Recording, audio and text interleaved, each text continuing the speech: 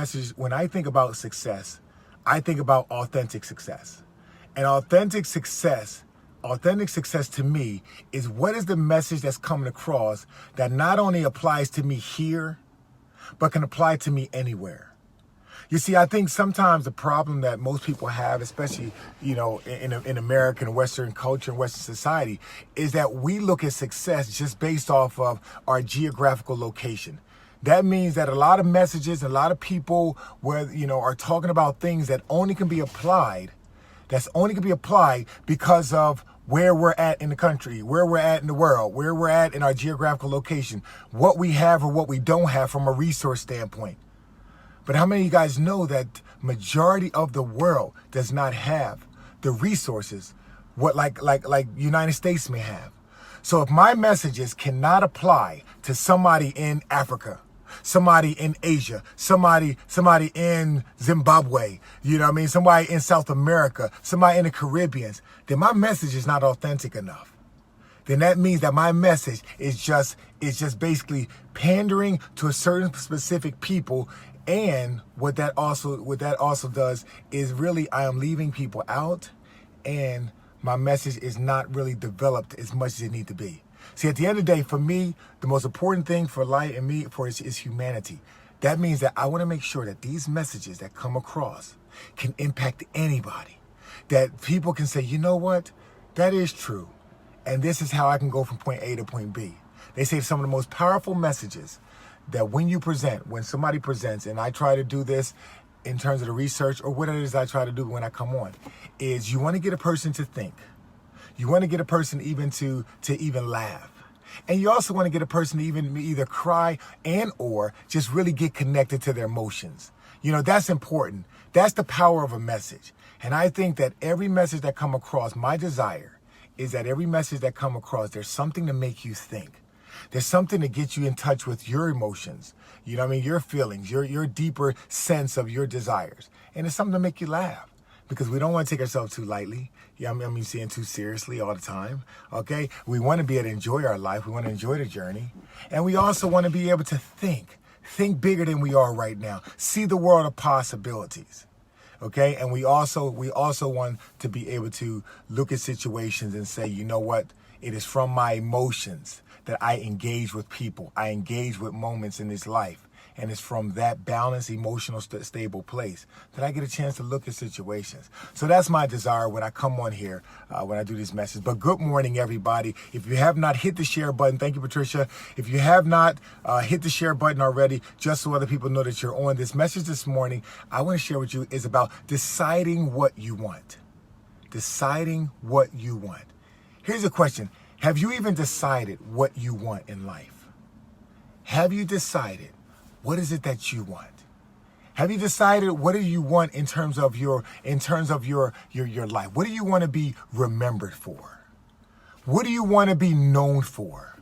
What do you want to be known to have contributed to this generation?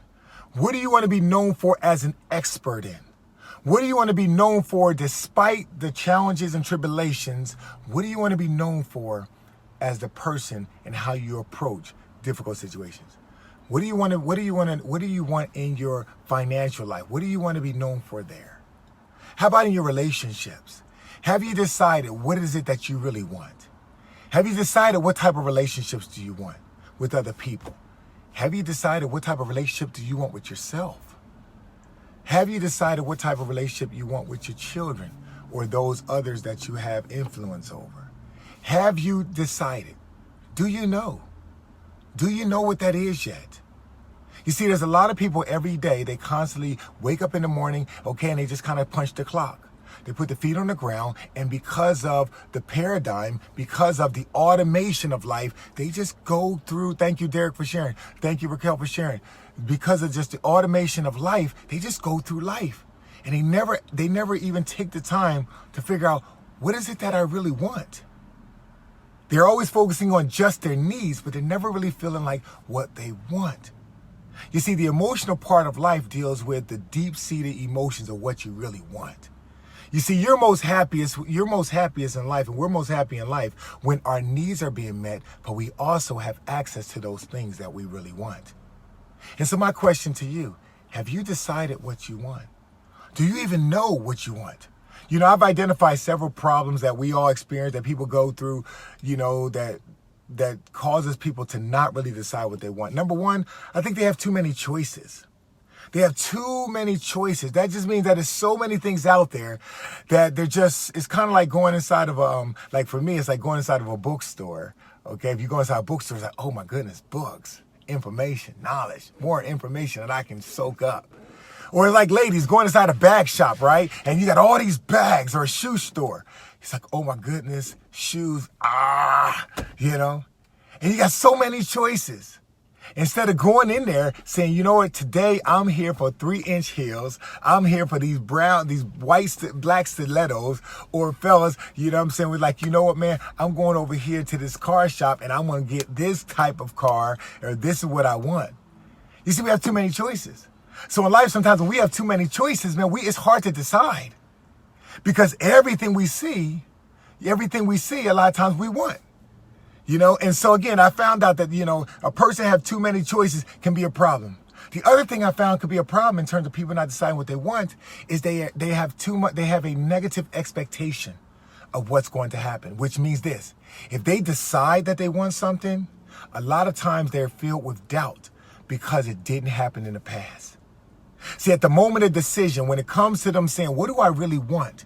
Let me decide on what I really want. What happens a lot of times is the voice of the past, the voice of failure, the voice of that step that did not make it all the way, that voice jumps up and with a picture or a visual and reminds you that, you know what, you failed the last time. Or you know what, it didn't happen for you last time. Or you know what, you got all excited and you got disappointed. And so therefore, you might as well not even decide. It's better for you not even to decide. It's better for you not even to try than to try and fail. And so I found out people that deals with that negative expectation, you know, never that negative expectation and filled with that doubt. Another thing I found is a problem why people don't decide is they never took the time to decide what they really want. That means that they're so busy trying to help everybody else decide what they want. They're so busy trying to help everybody else's dreams come true. They're so busy trying to help everybody else. They're trying to help the kids. They're trying to help people on the job. They're trying to help their friends. They're trying to help their family. But they never took the time to feel like, wait a minute, what do I really want? What do I want in my health? What do I want in my finances? What do I want in my life? What do I want in my spirituality? What do I want in my peace of mind? What do I really want? What do I want to wear? What do I want to dress? What do I want to ride? What do I really, really want? And so a lot of times people don't ever take the time. They never take the time to do that. The fourth thing that I realized why people don't make decisions is that they don't give themselves permission to do it. They don't give themselves permission to decide to go after what they really want. That means this. That means that they'll go only so far, but then they'll always stop. And if they do it over and over and over, they become creatures of habit. And they find themselves keep doing the same thing. They're always just one step away. They're one decision away. Why? Because they didn't give themselves permission. You know, I know, like being in the NFL, being in a relationship, being on a job, being in some situation where you've been for a very, very long time. In order to go from one stage to the next, and I'll use like NFL, for example, in order for you to finish the NFL, for whatever reason, whether it's on your permission or it happened like injuries or something like that, in order for you to be able to move on from one place to the next, you have to give yourself permission to let it go. Because if you don't give yourself permission to let it go, you're always going to be stuck in the past. Because nobody can tell you to let go of your dream. Only you can give yourself permission to release your dream onto your next dream. And so when I look at and realize what is one of the issues why people do not decide on what they want, one of the issues is they don't give themselves permission to decide. They don't give themselves permission to go after what they want. And the fifth thing that I realized is that the reason why they haven't decided what they want is because they never press the go. They never press the go button and go. I remember, it was actually October 30th. It was October 30th, about 4 years ago. It was a Friday night. We were here. I was here in Jacksonville. And on that Friday night, you know, I didn't really go out, this, that, and the other. But that one night I said, you know what? I'm just going to go ahead and what am I going to do? And it was probably about 5 o'clock, 5:30 or so. And I said, man, I'm going to just go to the Y. You know what I mean? Hey, you ain't think I was going to the Y when I'm talking about going out. But I was like, I'm just going to go to the YMCA. Man, I'm just going to get a workout in. And I don't know why. And I wouldn't typically go to the Y on Friday night or whatever. But I just said, I just got to get some workout in and I'm just going to go. So I'll never forget. I went in the Y and I had no idea exactly what I was going to do.